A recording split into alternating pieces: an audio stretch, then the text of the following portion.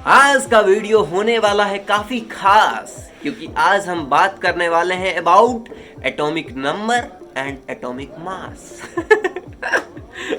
Simple है ना। Atomic number क्या होता है और एटॉमिक मास क्या होता है, दोनों के बारे में हम अच्छे से बोले तो अंदर घुस के झांकने वाले अबे झांकने वाले हैं, समझेगा ना। तो एटॉमिक नंबर पे पहले करते हैं चर्चा, जो कि लेगा हमारे समय का खर्चा। तो चलो, एटॉमिक नंबर सुनते ही हमारे जहन में आना चाहिए कि नंबर ऑफ इलेक्ट्रॉन या फिर नंबर ऑफ प्रोटॉन, जो कि इक्वल होता है। जितना नंबर ऑफ इलेक्ट्रॉन रहेगा उतना नंबर ऑफ प्रोटॉन रहेगा, तभी एक एटम क्या रहेगा, न्यूट्रल रहेगा। और जब एक एटम न्यूट्रल रहेगा तभी उसका एक्जिस्टेंस पॉसिबल है। पॉसिबल मतलब संभव होता है, जो कि मेरा नाम भाई यार चुप रहो। हाँ, तो एटम का एग्जिस्टेंस तभी संभव है जब इसमें नंबर ऑफ इलेक्ट्रॉन और नंबर ऑफ प्रोटॉन क्या हो, इक्वल हो। और इसी नंबर ऑफ इलेक्ट्रॉन या फिर नंबर ऑफ प्रोटॉन को हम एटॉमिक नंबर कहते हैं। ये बात क्लियर आई।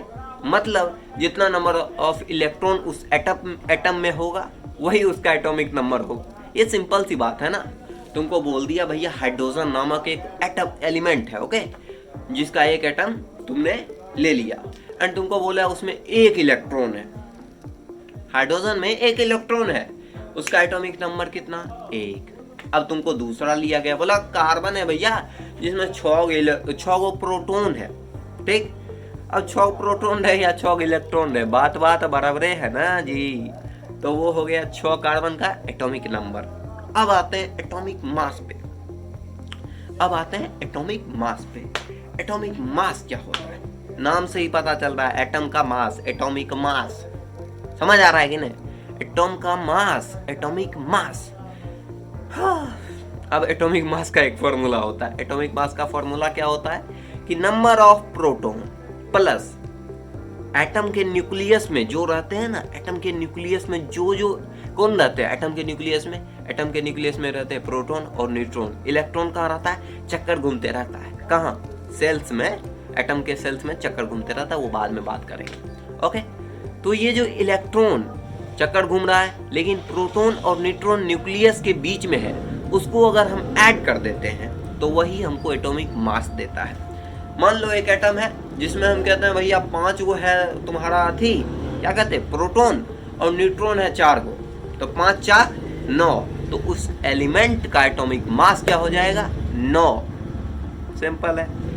एटॉमिक नंबर और एटॉमिक मास में यही डिफरेंस था कि atomic number number of electron या फिर नंबर ऑफ प्रोटॉन होता है, और एटॉमिक मास क्या होता है, number of proton plus number of neutron. समझ में आया क्या? अभी समझ नहीं आया तो तुम फिर से वीडियो देखो, और फिर से वीडियो देखने की जरूरत नहीं है, क्योंकि मेरे द्वारा बताया गया हर एक बात सही है। चलो वीडियो को करते हैं यहीं पे द एंड, और अगर वीडियो अच्छी लगी हो तो लाइक करो और चैनल को सब्सक्राइब कर दो यार, क्योंकि अच्छा लगता है। मजाक कर रहे हैं, बहुत अच्छा लगता है।